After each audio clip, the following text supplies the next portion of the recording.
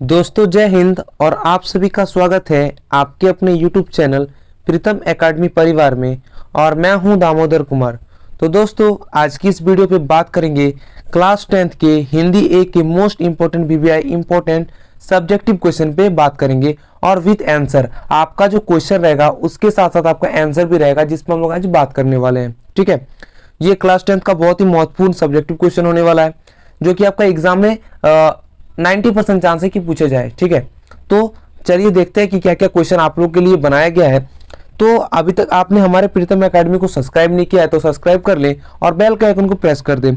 और प्रीतम एकेडमी का जो नोट्स है और PDF है ये आपका अब हमेशा किस पे प्रोवाइड होगी, हमेशा आपका वेबसाइट पे प्रोवाइड होगी। तो आप जाके सर्च कीजिए क्रोम पे www.pritamacademy.com और आपका आ जाएगा जिसपे आपका मतलब दिन ब दिन पोस्ट अपलोड होते जाता है जिसपे आप लोग को देखने को मिलेगा। आपको क्लास 10th के मटेरियल देखने को मिल जाएंगे, क्लास 12th का देखने को मिल जाएगा, किसी भी प्रकार का न्यूज होगा उसको देखने को मिल जाएगा।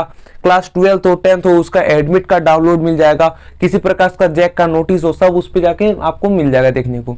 ठीक है, और अभी तक हमारा टेलीग्राम ग्रुप और व्हाट्सएप ग्रुप ज्वाइन नहीं किया हो तो ज्वाइन कर लो ताकि आपको पता चले कि कब क्या नोटिस आ रहा है और उसका लिंक आपको सबसे पहले प्रोवाइड हो सके। ठीक है, तो चलिए अब बिना किसी बात किए हुए सीधा हम लोग बात करते हैं वीडियो पे कि आपका क्वेश्चन क्या क्या है। तो पहला क्वेश्चन आप देख सकते हो। पहला क्वेश्चन क्या है, खेती बाड़ी से जुड़े गृहस्थ बालगोविंद भगत अपनी की विशेषताओं के कारण साधु कहलाते थे। ठीक है, साधु कहलाते थे। और एक और करके क्वेश्चन दे दिया गया है, बालगोविंद भगत की क्या है चारित्रिक विशेषताओं पर प्रकाश डालें। ठीक है, तो इसका देख सकते हैं आंसर थोड़ा बड़ा है लेकिन आपका 5 नंबर देगी। ये कितना देगी आपको 5 नंबर देगी। और इसको एक बार मतलब अच्छे तरीके से, हिंदी है, हिंदी को तो कुछ करना नहीं पड़ता है, आप एक बार उसको रीडिंग कर लोगे तो आपके माइंड में 50% बैठ जाएगा और फिर एक बार कर लोगे तो 60% बैठ जाएगा और 3-4 बार इसी प्रकार के पढ़ लोगे तो आपका क्या हो जाएगा 100 का 100% बैठ जाएगा और आपको याद हो जाएगा। क्योंकि हिंदी में याद करने की कोई कठिनाई नहीं है। ठीक है, ना कि ये SST है कि थोड़ा इस पे प्रकाश मतलब ध्यान देना पड़ेगा, प्रकाश डालना पड़ेगा कि थोड़ा अच्छे से याद करे, कोना कोना से घुस के याद करे, ऐसा कुछ है नहीं। बस कहानी आपको याद होनी चाहिए, बाकी कोई भी क्वेश्चन दे दे आप आंसर आराम से लिख लोगे। तो चलिए बात करते हैं आंसर पे। तो देखिए बालगोविंद भगत की विशेषताएं निम्नलिखित थी। पहला विशेषता है बालगोविंद भगत खेती बाड़ी से जुड़े होकर भी मतलब खेती बाड़ी से जुड़े होकर भी साधु सा जीवन व्यतीत करते थे। ठीक है, यानी उसके पास खेती बाड़ी भी था, उस खेती बाड़ी में वो क्या करते थे अपना फसल भी उगाते थे लेकिन फिर भी क्या करते थे साधु जैसा अपना जीवन को व्यतीत करते थे, मैंने बिताते थे। ठीक है, परंतु उनकी अपनी गृहस्थी थी यानी उनका शादी हो चुका था। ठीक है, उनका भी एक अपना परिवार था। चलिए बात करते हैं दूसरा नंबर पे। दूसरा नंबर देख सकते हो क्या है कि भगत जी का एक बेटा और पुतहू के साथ भगत जी का एक भरा पूरा परिवार था। माने उनका एक बेटा था जिसका वो शादी उनका तो शादी हुआ था लेकिन उनका बेटा का भी शादी होगा, उनका एक पुतहू भी था। ठीक है, तो उनके साथ एकदम भरा एक परिवार था, उनके साथ वो रहते थे। ठीक है, तीसरा देखिए क्या है, तीसरा है साथ ही भगत जी एक संपूर्ण जीवन अपने साहब को क्या करते थे, साहब को समर्पित था। साथ में भगत जी का महत्वपूर्ण जीवन अपने साहब को समर्पित है। साहब यानी किसको बोल रहे हैं, जो इनके गुरु हैं, जो उनके साथ रहते हैं उनका है। ठीक है, चलिए अब है चौथा नंबर पे हम लोग बात करते हैं। चौथा नंबर क्या है, भगत जी अपने कमाई पर सबसे पहले साहब का हक मानते थे। सबसे पहले मतलब अपना जो कमाई था वो सबसे पहले किसको, अपने साहब को। ठीक है, नाना साहब हो सकता है या फिर कोई भी एक साहब है जिसपे मतलब जो उनके गुरु थे उनका हक होता था। ठीक है, अब बात कर लेते हैं किस पे, पांचवें नंबर पे। पांचवा नंबर क्या है, प्रसाद के रूप में उनको जो कुछ मिलता था उसी में वो अपना गुजारा करते थे। ठीक है, उन्हीं में उसमें क्या करते थे अपना गुजारा कर लेते थे। अब क्या है कितना नंबर, छठा नंबर है क्वेश्चन बोलो सॉरी छठा नंबर पॉइंट है कि भगत जी पूर्ण रूप से कबीरपंथी साधु थे। यानी कबीर के, तो यहाँ पर साहब जो बोला गया वो किसको बोला गया, कबीर जी को बोला गया है। ठीक है, कबीर के दोहा तो आप लोग सुना होगा, उन्हीं को बोला गया साहब। तो वो क्या थे, इनके गुरु थे। ठीक है। तो भगत जी का जो पूर्ण रूप से जो ये है वो क्या है, कबीरपंथी साधु थे वो। और अर्थात मैं बोल सकता हूँ वे अपना कर्म करते थे, भगवान का भजन, वो उनका कर्म क्या था, भगवान का भजन करना था। अतः वे मृत्यु को भी परमात्मा से विलीन हो जाना मानते थे। मतलब आपका जो मृत्यु है वो जो मानते थे कि उनका मृत्यु आए तो वो भी क्या है, परमात्मा से क्या है, परमात्मा से विलीन यानी मिल जाना, ठीक है, मिल जाना मानते थे, परमात्मा को वो गले लगाना ये मानते थे, ठीक है। इस प्रकार से वो अपना जीवन व्यतीत करते थे। आप देखिए इतना तो आप लिख दोगे तो भी चलेगा, और ये तीन जो तीन है वो आप एक देख लीजिएगा, ठीक है। चलिए अब बात करते हैं दूसरा नंबर पे। दूसरा नंबर क्वेश्चन क्या है, दूसरा नंबर आप देख सकते हो यहाँ पर क्वेश्चन बोला गया है कि क्या है, फादर की उपस्थिति देवदार की छाया क्यों लगती थी। और ये क्वेश्चन आपका क्लास 10th का VBI इंपॉर्टेंट क्वेश्चन में बोल सकता हूं, जो कि आपका बहुत ही बार पूछा गया है। तो एक बार इसको ध्यान से पढ़ लीजिएगा, क्योंकि आपका 2022 में पूछा गया था ये क्वेश्चन, ठीक है। ये 2022 में क्वेश्चन पूछा गया था, जो 2022 का एग्जाम दिए हैं उनसे आप पूछ लीजिए, भैया दीदी भाभी कुछ भी है आपके पास आपके घर में, तो उनसे पूछ लीजिए जो क्लास 10th के एग्जाम दिए हैं, ठीक है। तो वो क्या आपको बता देगी कि आया था या नहीं आया था, ठीक है। मैं जो बोल रहा हूँ कि आया था क्वेश्चन, ठीक है। तो इस क्वेश्चन को आप एक बार देख लीजिएगा, क्योंकि ये क्वेश्चन 1-2 साल में रिपीटेड होते रहते हैं, ठीक है, लगातार भी कभी पूछ देते हैं। तो इसीलिए आप लोग क्या कर लीजिए, इसको याद कर लीजिए। तो देखिए क्वेश्चन पूछा कि फादर की उपस्थिति देवदार की छाया क्यों लगती थी, ठीक है, बहुत इंपॉर्टेंट क्वेश्चन है। चलिए इसका बहुत सारा सुंदर सा एक आंसर देखते हैं। तो सुंदर सा आंसर क्या है कि परिमल की गोष्ठी में फादर सबसे ऊपर यानी ऊंचे माने जाते थे। सभी के साथ उनका पारिवारिक रिश्ता था, यानी पारिवारिक मैंने बोल सकता हूँ एक परिवार की तरह, सबको अपना एक परिवार मानते थे और उस प्रकार से व्यवहार करते थे, ठीक है। फादर की जानकारी होने पर वे सबके घरों में उत्सव हो या मातम हो, मतलब बोला गया है कि फादर को जानकारी होने पर वे क्या करते थे, वे सबके घरों में उत्सव हो या मातम के अवसर पर पुरोहित के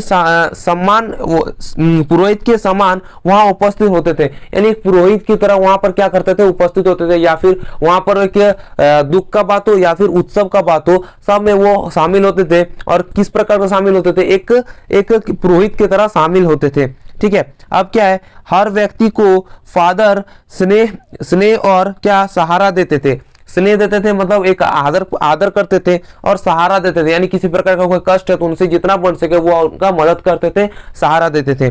फादर की नीली आंखें हमेशा प्यार और ममता यानी वालतस्य तैरता रहा था, ठीक है। यानी मैं बोल सकता हूं कि उनका जो नीला आंख है वो हमेशा क्या प्यार और ममता के प्रति सबके लिए होता था, ठीक है। उनका आंख में पानी हमेशा झलकता था दूसरों के प्रति, ठीक है, इतना प्यार भाव में रहते थे। ये ही गुण उनकी उपस्थिति अन्य लोगों के लिए देवदार की वृक्ष छाया के समान प्रतीत होता था, देवदार की छाया की तरह प्रतीत होता था। यानी देवदार का पेड़ जब तक है तब तक आपको छाया मिलेगा, और वो नहीं रहा तो उनका छाया गायब हो जाएगा। इसी प्रकार से उनको भी बोला गया है कि फादर बुल के जो थे उनके उपस्थिति को देवदार की छाया कहा गया है, क्योंकि वो नहीं होंगे तो क्या उनका किसी प्रकार का कोई ये नहीं होगा, क्या बोलते सहारा नहीं मिलेगा, उनका प्यार कोई नहीं करेगा, ठीक है। वो कुछ अलग ही प्रकार से सबको परिवार की तरह मानते थे, सबके साथ शामिल रहते थे, सबको प्यार और ममता से रखते थे, ठीक है। इसीलिए उनको क्या बोला गया, फादर की उपस्थिति को देवदार की छाया से कंपेयर किया गया है, तुलना किया गया है। चलिए बात करते तीसरा नंबर क्वेश्चन पे। और तीसरा नंबर क्वेश्चन क्या है, माँ को अपनी बेटी अंतिम पूंजी क्यों लग रही थी। और ये भी बहुत ही VBI इंपॉर्टेंट क्वेश्चन, यानी मैं बोल सकता हूं कि ये जो PDF हम लोग ने बनाया है आपके लिए, एक भी क्वेश्चन ऐसा क्वेश्चन नहीं है जो आपको एग्जाम में ना पूछा हो, जो आपको प्रीवियस ईयर में एग्जाम में ना पूछा हो, और जो आपको एग्जाम में ना आने वाला हो। ऐसा क्वेश्चन एक भी नहीं है, फालतू क्वेश्चन आपको नहीं दिया गया है, ठीक है। तो चलिए देखते हैं इसका आंसर क्या है कि माँ को अपनी बेटी अंतिम पूंजी क्यों लगती थी। माने माँ जो होती है वो अपनी बेटी को जो विदाई करती है, तो विदाई करने में उसको क्या लगता है कि घर से कुछ वो एक सामान उसको दान कर दे रही है, अपने किसको, अपने होने वाले किसको बोल सकता हूँ, जो उनकी बेटी का दामाद है, मतलब बोल सकते हो दामाद है, उनको क्या कर दे रही है, एक अपने बेटी को जो सौंप रही है, तो अंतिम पूंजी लगती है उनको कि यही मेरा एक अंतिम पूंजी है, इसको मैं दे दूंगा तो मैं फकीर हो जाऊंगी। ठीक है, ऐसा माँ को लगता है। तो ऐसा क्यों लगता है वो आखिरकार देखना है क्वेश्चन में। तो क्वेश्चन का आंसर हम लोग देखते हैं कि ये नारी जीवन की एक सबसे बहुत बड़ी विडंबना है कि कोई भी नारी अपने नारी जीवन के बुरे समय मतलब कि अपने दुखों को अपनी माँ बहन या बेटी के साथ की बिना क्या है जिसाक के ही बांट जा सकती है। ठीक है, शादी से पहले माँ और उनकी उनकी पूंजी रहती है, यानी शादी से पहले माँ और उनकी बहनी उनकी क्या रहती है, पूंजी रहती है। पूंजी यानी बोल सकता हूँ एक सहारा रहती है। वह अपने बेटी के साथ ही अपने क्या है सुख एवं दुख की बातें बोल सकती है और सही गलत का राय ले सकती है। इस समय माँ ही एकमात्र बेटी की पूंजी है तथा कन्यादान हो जाने के बाद बेटी ससुराल को चली जाती है। यानी कन्यादान जब कर देती है माँ हो या फिर पापा हो, उनको क्या कर देती है, कन्यादान जब कर देती है तो क्या वो ससुराल चली जाती है और वो क्या हो जाती है, अकेले पड़ जाती है। बेटी जो माँ की एकमात्र पूंजी थी यानी एक सहारा थी, वह उनके साथ नहीं रहेगी। मतलब जैसे ही उनको विदाई कर देगी तो उनके साथ तो अब नहीं रहेगी। इसीलिए माँ को बेटी क्या एकमात्र क्या लगती है, अंतिम पूंजी कहा गया है। बेटी को क्या कहा गया, माँ और बेटी का जो संबंध है वो एकमात्र पूंजी कहा गया है। ठीक है, सहारा क्या गया, एक दूसरे का सहारा कहा गया है। ठीक है, तो आप इस प्रकार से उसको लिख सकते हो। चलिए बात करते हैं चौथे नंबर क्वेश्चन पे। और चौथा नंबर क्वेश्चन क्या है कि छाया मत छूना कविता या संदेश देती है। छाया मत छूना कविता क्या संदेश देती है। ठीक है, मतलब छाया मत छूना, ये तो एक समझो कि आप अपने छाया की बात कर रहा हूँ कि एक छाया है जिसको मत छूना, ऐसा क्या गया, बल्कि ऐसा कुछ बात नहीं है। आपका एक कविता है छाया मत छूना, मतलब उस कविता को पढ़ने के बाद जो संदर्भ आता है उसको संक्षिप्त रूप से पढ़ लोगे तो आपको पता चल जाएगा कि छाया मत छूना का अर्थ क्या है। तो उसी को पूछ दिया गया है। छाया मत छूना एक मतलब बहुत सारा टॉपिक है, जिस टॉपिक का अर्थ पूछा है। तो देखिए टॉपिक का अर्थ जो है कि छाया मत छूना कविता हमें निम्नलिखित संदेश देती है। पहला संदेश क्या देख सकते हो, अपनी अतीत की मीठी यादों को, मतलब देख से छाया मत छूना यानी छाया जो है, छाया को जो कंपेयर किया गया अपने अतीत में बीते दुख को बोला गया है छाया, और उसको छूना यानी उसको याद कर करके क्या होता है, हम लोग उसको क्या करते हैं, अपने आंसू बहाते हैं, अपने दुख को बढ़ाते हैं। तो कवि ने कहा है कि छाया मत छूना अर्थात अपने जीवन में जितने भी बुरे वक्त है जो बीत चुके हैं उसको याद करके अपने वर्तमान को खराब नहीं करना है, और अपने वर्तमान में जो भी आपके साथ हो रहा है उसको देख के खुश रहना है, और बीते हुए अच्छी चीज को हम लोग को याद करना चाहिए, ना कि बुरे चीजों को याद करना चाहिए, ताकि आपका जो वर्तमान है वो सही से चल पाए। यदि वर्तमान में हम रह के और भूतकाल में जो हम लोग का बीत चुका है यानी बीता हुआ जो कल है उसको हम लोग याद करें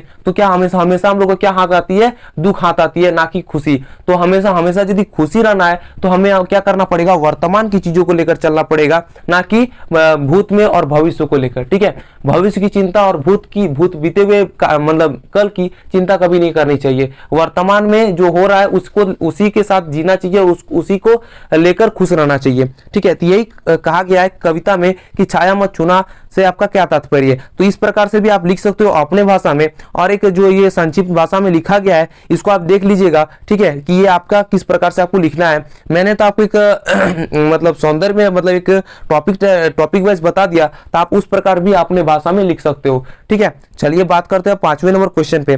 5वां नंबर क्वेश्चन क्या है, हर चंद्रिका मई छिपी क्या है, एक रात कृष्णा है, इस पंक्ति का आश्रय क्या है। देखिए ये एक कृष्ण भगवान का जो कविता है उसमें दिया गया है।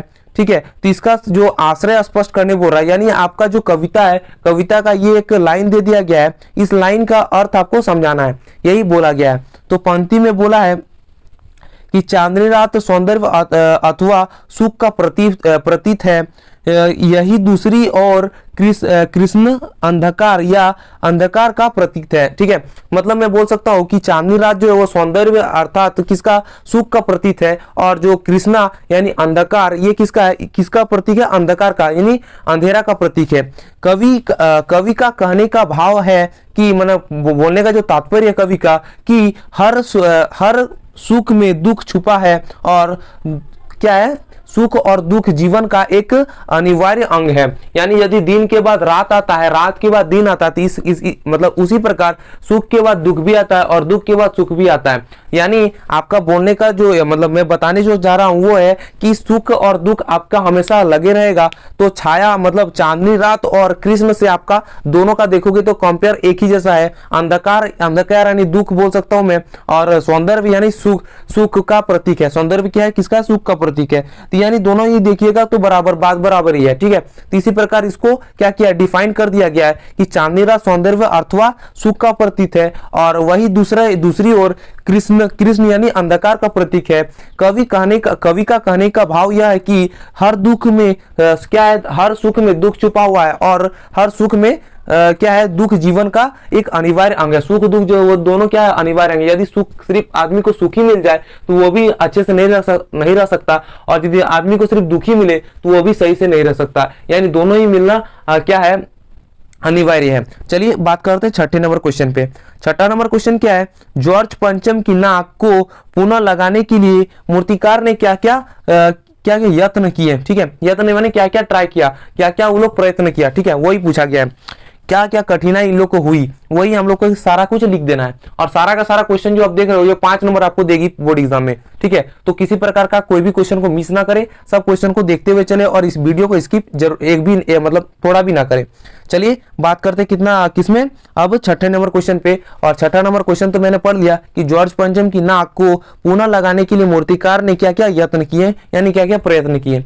तो देखिए आपको लिखना कुछ इस प्रकार से है कि जॉर्ज पंचम की नाक पुनः लगाने के लिए मूर्तिकारों के द्वारा निम्नलिखित प्रयत्न किए गए। ठीक है, निम्नलिखित क्या किए, प्रयत्न किए गए। पहला प्रयत्न आप देख सकते हो क्या है, मूर्तिकार ने भारत के सभी पहाड़ पर उस प्रकार के पत्थर की खोज की जिससे जॉर्ज पंचम की नाक बनी थी, परंतु वैसा पत्थर नहीं मिला। मतलब ये भी विफल हो गया। आपका देखोगे मतलब पूरा स्टोरी पढ़ोगे तो बहुत ही मजा आने वाला है, क्योंकि स्टोरी में बताया गया है कि जॉर्ज पंचम की जो नाक थी वो टूट चुकी थी, और उसको खोजने के लिए आपके मूर्तिकार ने मतलब जितना भी बोल सकता हूँ मैं, भारत हो विदेश हो सभी जगह ने छान मारा, और लेकिन उस जैसा ही सेम टू सेम उसका नाक नहीं मिल पाया, वो पत्थर नहीं मिल पा रहा था और सेट नहीं हो पा रहा था। लास्ट में क्या किया, एक जिंदा मनुष्य का नाक लगाने की बात हुई, और जिंदा मनुष्य का नाक वो भी नहीं लग पाया, वो भी विफल हो गया, और इस प्रकार से जॉर्ज पंचम की नाक कभी नहीं लग पाई और उसी प्रकार ही रह गई। यही कहानी है। मैं क्या बोल सकता हूँ, शॉर्ट टाइप में बता दिया कहानी को। एक बार आप बुक रीडिंग करके देख लीजिएगा कहानी में क्या है। ठीक है, तो पहला तो आप एग्जाम्पल देख चुके। दूसरा एग्जाम्पल आप देख सकते हो क्या है कि उसने देश के अन्य महापुरुष की प्रतिमाओं की नाक की नाप ली। यानी जितने भी महापुरुष है, बोल सकते हो गांधी जी की हो सकती है, सुभाष चंद्र बोस हो सकती है, ये सभी का नाक का नाप लिया उसने, और क्या किया, और लगाने का प्रयत्न किया। लेकिन क्या हुआ, सभी की नाक जॉर्ज पंचम की नाक से थोड़ी बड़ी थी। इतना छोटी नाक थी कि वो मिलना पॉसिबल ही नहीं था, सबका नाक बड़ा हो जा रहा था। ठीक है, अब देखिए तीसरा क्या है, तीसरा बोला है कि मूर्तिकार क्या है, पटना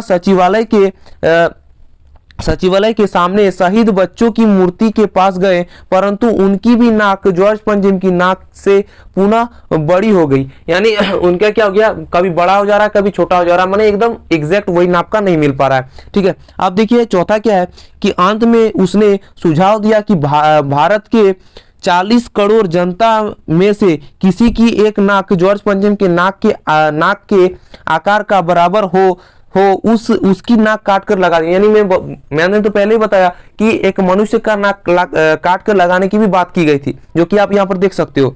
क्या बोला है कि जॉर्ज पंचम की नाक के आकार के बराबर हो उसकी नाक काटकर भी लगाई जाए। मूर्तिकार ने नाक खोजने और उसके नाक को लगाने के लिए क्या किया, जिम्मा ली थी, लेकिन वो क्या किया, लास्ट में, लास्ट तक वो थक गया, लेकिन उसका नाक नहीं लग पाया और वैसे का वैसे ही रह गया। यही कहानी है, ठीक है। तो जॉर्ज पंचम की नाक का जो स्टोरी है बहुत ही इंटरेस्टिंग है, एक बार बुक पढ़ के जरूर देखिएगा। छठा नंबर क्वेश्चन का आंसर यही खत्म होता है।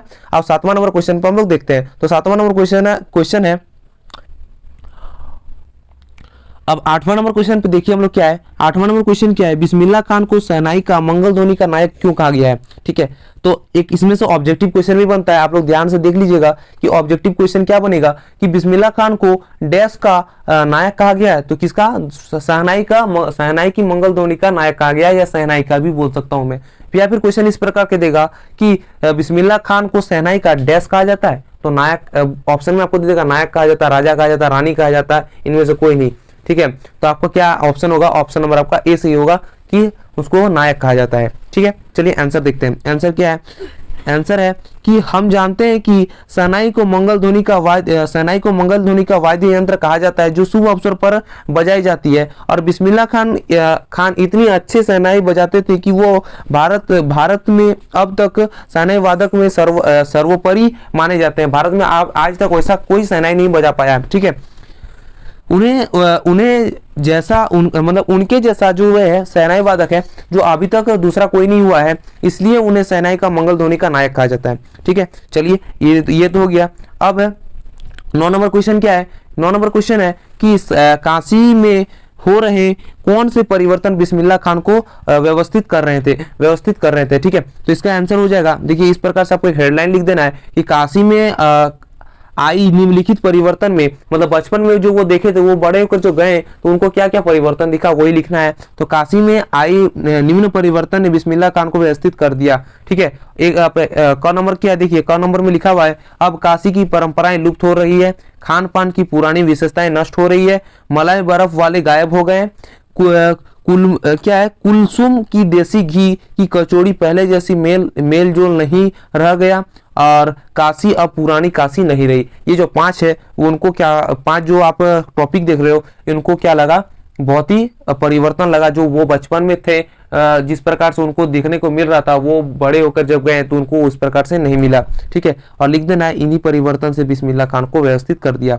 ठीक है। चलिए 10वां नंबर क्वेश्चन देखते हैं और इस पीडीएफ का लास्ट क्वेश्चन है, माँ ने बेटी को क्या क्या सीख दी, माँ ने बेटी को क्या क्या सीख दी। तो माँ ने बेटी को निम्नलिखित बातें बताई या कही या सीख दी, इस प्रकार से लिखना है। और आपका देखिए क नंबर में क्या लिखना है, अपनी सुंदरता और प्रशंसा पर कभी ज्यादा खुश ना हो। ये तो रियल लाइफ की ये जो आप 4 देख रहे हो, ये हमारे लिए रियल लाइफ में भी होना चाहिए, जो कि कहानी से हम लोग को सीख मिलता है और हम लोग को अपने डेली लाइफ में भी इसको अप्लाई करना चाहिए, यानी डेली लाइफ में हम लोग को यूज करना चाहिए, ठीक है। तो क्या क्या है, पहला तो हम लोग को देखना है कि अपनी सुंदरता और प्रशंसा पे कभी घमंड नहीं करना चाहिए, ज्यादा खुश नहीं होना चाहिए ये सब चीजों में कि मैं ज्यादा सुंदर हूँ, मेरी प्रशंसा हो रही है। कहीं पर आप टेस्ट दिए और उसमें आपका ज्यादा नंबर आ गया, उसके बाद आपको पढ़ना ही नहीं है क्योंकि आप सोचते हो कि मैं तो टॉपर हूँ, मैं तो बहुत ही ज्यादा नंबर लाता हूँ, मैं तो बहुत ज्यादा ही पढ़ता हूँ, आप मेरा तो हमेशा ही सर लोग नाम करते हैं, मैडम लोग नाम करती है, यहाँ पर नाम है वहाँ नाम है वगैरह वगैरह, ये सब फालतू चीज है जो कि आपको नहीं करना है, ये सब चीजें में घमंड नहीं करना है, ठीक है।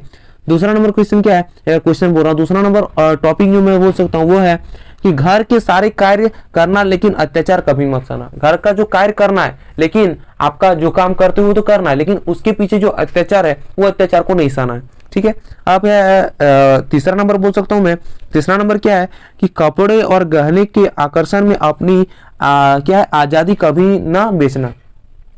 आपको एक आजादी दिया गया कि आप कहीं भी घूम सकते हो, कहीं भी रह सकते हो, ठीक है, कहीं भी जा सकते हो, ये सब है। तो ये सब जो आपको आजादी दी गई है और आपको बोल दिया जाए कि तुमको मैं बहुत ही अच्छे अच्छे कपड़े ला दूंगा, बहुत ही अच्छे अच्छे गहने ला दूंगा, तुम घर से बाहर मत निकलो, तो ये क्या है, गलत है, ठीक है। तो ये सब चीजें यदि आपको बोला जाए तो क्या करो, आप अपनी आजादी को मत बेचो, आप बोलो कि मुझे ये सब नहीं चाहिए, मैं या जहां पर मुझे स्वतंत्रता, जो चीज का स्वतंत्रता मिली है मैं वो करूंगी, मैं वो करूंगा, ठीक है। तो ये चीज माँ ने सिखाई अपनी बेटी को कि कपड़े और गहने के आकर्षण में अपनी आजादी कभी मत बेचना, ठीक है।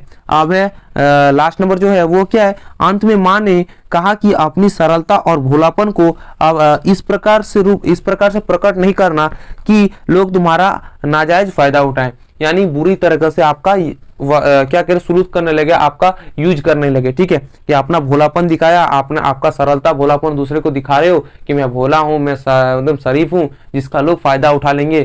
ठीक है, तो इस फायदा को नहीं उठाने देना है, ये चीज माने उनको सिखाए। ठीक है, तो आज का पीडीएफ यहीं पर खत्म होता है, देख सकते हो। ठीक है, जो कोई एक दो क्वेश्चन जो मैंने छोड़ दिया तो वो क्वेश्चन आप लोग ध्यान से देख लीजिएगा।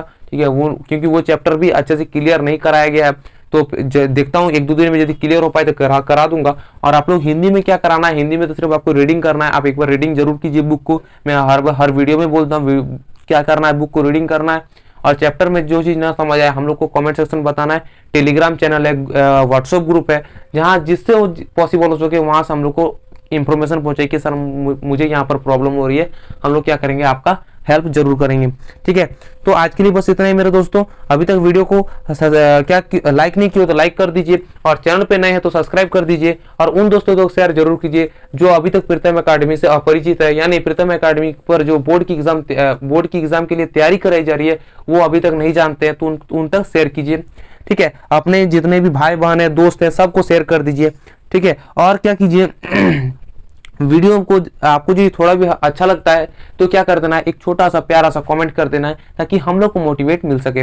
और आप अभी तक हमारा जो इस जितना भी पीडीएफ देख सकते हो, जितना भी नोट्स देख सकते हो, ये सब अभी तक आप लोग को नहीं मिला है, तो आप लोग अभी फौरन जाके चेक कीजिए www.pritamacademy.com, यानी हमारे वेबसाइट पे जाइए, विजिट कीजिए, और जितना भी हम लोग आज तक पढ़ाए हैं सब चीज वहां पर धीरे धीरे अपलोड हो रही है, सब चीज आपको वहां पर मिल जाएगी, नोट्स भी मिल जाएगी। और क्लास 9 से लेकर क्लास 12 तक का सारा जितना भी नोट्स है वो वहां पर अपलोड होना स्टार्ट हो चुका है। किसी भी प्रकार का बोर्ड एग्जाम का नोटिस हो आपको वहां पर देखने को मिल जाएगा। ठीक है, तो जाके एक बार जरूर देखिए। तो भूलिए मत, क्या मैंने बोला, www.pritamacademy.com, www.pritamacademy.com, मैं 3 बार बता दिया ताकि आप लोग भूले ना। ठीक है, तो आज के लिए बस इतना ही मेरे दोस्तों, मिलते हैं किसी नेक्स्ट वीडियो पे, तब तक के लिए जय हिंद, जय भारत, वंदे मातरम।